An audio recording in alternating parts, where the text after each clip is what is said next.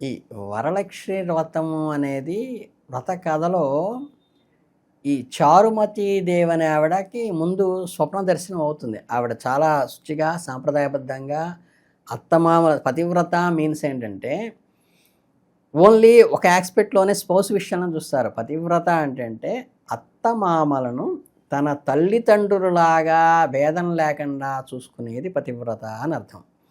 అట్లాగే ఆధ్యాత్మికతగా ఉన్నత స్థితిలో ఒక గురుస్థానంలో కానీ గురుపతి స్థానంలోగా ఉంటే తన అంటే 10 మంది పిల్లలు ఆడుకుంటూ ఉంటే తన పిల్లలకి పక్క వాళ్ళ పిల్లలకి భేదం లేకుండా చూడగలిగేటువంటి మనస్తత్వాన్ని మాతృత్వం అంటారు.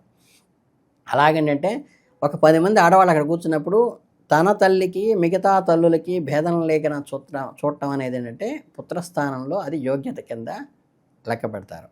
అట్లాగే మిగతా విషయాల్లో ఈ ద్వైతము అద్వైతము వచ్చి పరమాత్మ మనము వేరనేది లేకపోతే గురువు శిష్యుడు వేరనేది ఈ గౌరవం ఇవన్నీ వస్తాయి కదా.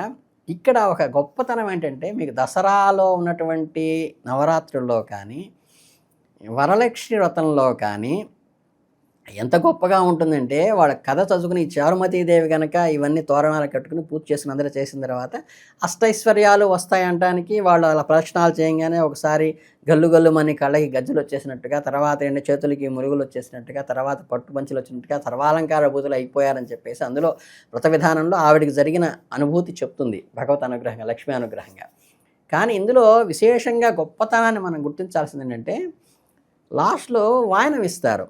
మనకి శనగలు అవన్నీ తాంబూలము మనకి పెట్టేసేసిన తర్వాత మనకి అది ఇచ్చేటప్పుడు అక్కడ ఒక 20 ఏళ్ళ అమ్మాయి చేసుకుంటుంది అనుకోండి, అవతల ఒక 50 ఏళ్ళ ఆవిడ వచ్చి తాంబూలం తీసుకుంటే అది ఇప్పుడు నేను చెప్పే డైలాగ్స్ బాగుంటాయి. ఏంటంటే అమ్మ ఎవరమ్మా వచ్చింది, నేనమ్మ గౌరీదేవి, ఇస్తినమ్మ వాయనం, పుచ్చుకుంటున్నమ్మ వాయనం, కోరితి వరం, ఇచ్చిన వరం చెప్పుకుంటారు.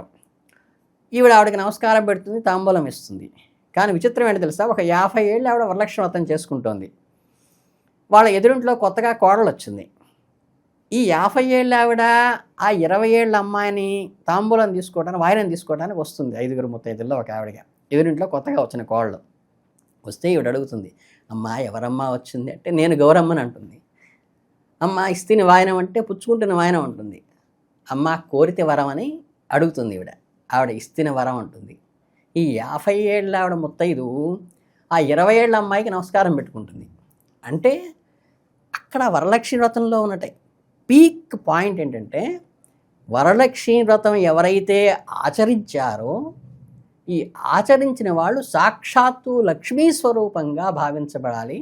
ఎవరికైతే 5 ముత్తైదులను పెట్టుకుని వాయనం చేసుకుని జ్యోతులు దానం ఇస్తారో మంగళగౌరి వాసన చేసుకునేటప్పుడు కానీ శానవ్రతంలో కానీ 5 ముత్తైదులకి వాళ్ళని వరలక్ష్మీ స్వరూపంగా తీసుకోవాలి అని చెప్తుంది.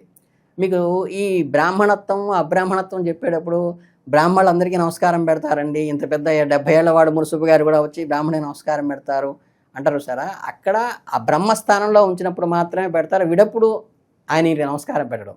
అట్లాగే వరాయ మహావిష్ణు స్వరూపాయ వరాయ అన్నప్పుడు 70 ఏళ్ల మామగారు లేకపోతే 60 ఏళ్ల మామగారు 20 ఏళ్ల అల్లుడికి కాళ్ళు కడుగుతాడు. అక్కడ మహావిష్ణు స్వరూపంగా భావించి మాత్రమే కాళ్ళు కడుగుతాడు. ఆ తర్వాత నుంచి ఎప్పుడూ కూడా అల్లుడికి కాళ్ళు పట్టుకోకూడదు. మామగారికి అల్లుడు నమస్కారం పెట్టాలి, మామగారి కాళ్ళకే అల్లుడు నమస్కారం పెట్టాలి, కేవలం అక్కడ విష్ణు స్వరూపంగా ఉన్నప్పుడు. అట్లాగే మీకు నవరాత్రుల్లో కూడా 1వ ఏడు పాపని, 2వ ఏళ్ల పాపని, 3 ఏళ్ల పాపని, 4 ఏళ్ల పాపని, 5 ఏళ్ల పాపని, 6 ఏళ్ల పాపని, 7 ఏళ్ల పాపని, 8 ఏళ్ల పాపని, 9 ఏళ్ల పాపని, మొదటి రోజు 1 సంవత్సరం అమ్మాయిని, 2 ఏళ్ళు 2 సంవత్సరం అమ్మాయి అటు పెట్టి 9 ఏళ్ల పాప కూడా 90 ఏళ్ళ ఆవిడ వచ్చేసి ఆవిడకి అన్ని షోడశోపచారాలతో ఆ పాపకి పూజ చేసి అంటే అక్కడ అమ్మవారి స్వరూపంగా నవరాత్రులు అమ్మవారి స్వరూపంగా పెడతారు. ఇక్కడ అదేవిధంగా వరలక్ష్మి వ్రతంలో చాలా గొప్పతనం ఏంటంటే ఎదుటి వచ్చిన ముత్తైదుని సాక్షాత్ మహాలక్ష్మి స్వరూపంగా తీసుకుని వాళ్ళకి పాద నమస్కారం చేసి వాళ్ళ మీద అక్షింతలు వేయించుకుంటారు. అది ఈ వ్రతంలోనేంటంటే అందరికీ ఈక్వాలిటీ, లోపలున్న పరమాత్మనే చూడాలి తప్పితే భౌతికంగా ఆవిడకి వయసు ఎంత, ఆవిడ క్వాలిఫికేషన్ ఏంటి, ఆవిడ జాబ్ ఏమిటి, ఇవన్నీ చూడరు అక్కడ. ఇచ్చే ఆవిడ పెద్ద ఐఏఎస్ ఆఫీసరో లేకపోతే ఆర్డీఓనో లేకపోతే పెద్ద లెక్చరర్ అయితే ఎదురుగా వచ్చిన అమ్మాయి చక్కగా అప్పుడే డిగ్రీ అయిన అమ్మాయో లేకపోతే 20 ఏళ్ల పిల్ల వచ్చినా కానీ ఆవిడకి మహాలక్ష్మి స్వరూపంగా చేసి ఆవిడ కాళ్ళకి పసుపు రాస్తారు. ఇంత పెద్ద ముత్తైదు ఆ పాపకి ఏంటంటే పసుపు రాస్తుంది. అంటే అమ్మవారికి పసుపు రాస్తున్నానని. అమ్మవారికి పసుపు ఇస్తారు మంగళసూత్రానికి. అమ్మవారికి గంధం అలుముతుంది. అమ్మవారికి బొట్టు పెడుతుంది. అంటే ఎక్కడంటే ఎదురు ఉన్న మనిషిని అమ్మవారిగా చూసేటువంటి మనస్తత్వము, గొప్పతనము ఈ వరలక్ష్మి వ్రతంలో మన ధార్మికంగా ఉంచినటువంటి అమోఘమైనటువంటి ఇది. అక్కడ ఆ స్థానంలో ఆవాహన అంటే మన విగ్రహానికి కూడా నేను కలశానికి కూడా ఆరాధన చేసినప్పుడు ఈ కలశానికి పానప్రతిష్ఠ చేసినప్పటి నుంచి ఆరాధన చేసినప్పటి నుంచి అది పవిత్రంగా దాన్ని చాలా గౌరవంగా అక్కడ అమ్మవారు అక్కడ కూర్చున్నట్టుగానే భావిస్తాం. మళ్ళీ ఉద్వాసన చెప్పిన తర్వాత అది మామూలు బిందె అవుతుంది, అది మామూలు కొబ్బరికాయ అవుతుంది, అది మామూలు నీళ్ళే అవుతాయి. కానీ ఆవాహన లోపల ఆ విగ్రహాన్ని కూడా మనం చెక్కేటప్పుడు చూడండి రకరకాల వాళ్ళు రకరకాల దాని మీద కూర్చునే చెక్కుతాడు ఉలి. కానీ అది ప్రాణప్రతిష్ఠ అయిన తర్వాత విగ్రహాన్ని ఇచ్చిన తర్వాత దానికి షోడశోపచారాలు చేయాలి, దానికి అన్నీ చూడాలి. ఇంటి గెస్ట్ లాగా పంచోపచారాలు షోడశోపచారాలు చేసి దాన్ని చాలా గౌరవంగా దానికి నియమనిష్టాలని పాటిస్తాం. ఈ ఆవాహనలోని తత్వము, ఈ సైంటిఫిక్ రీజన్ ఏదైతే ఉందో అది ఎదుటి వాటిలో ఎదుటి ఉన్నటువంటి ముత్తైదులో చూసేటువంటి గొప్పతనము ఈ చారుమతీదేవి వ్రతించినటువంటి ఈ వ్రత కథలో ఉన్నటువంటి గొప్పతనం చాలా అమోఘమైనది, అద్భుతమైనదిగా మనం తెలుసుకుంటాము. ఇది అందరూ కూడా తెలుసుకొని ఈ వ్రత కథలోని గొప్పతనము, అందులోని ధార్మికత ఇది కనుక తెలుసుకుంటే చాలా హైందవ సంస్కృతిలో ఉన్న ఔన్నత్యం అనేది మనకి అర్థమవుతుంది అనే ఉద్దేశంతో ఈ ఒక్క విషయాన్ని మీరు కోరటం నేను చెప్పడం జరిగింది. చాలా సంతోషం అమ్మా.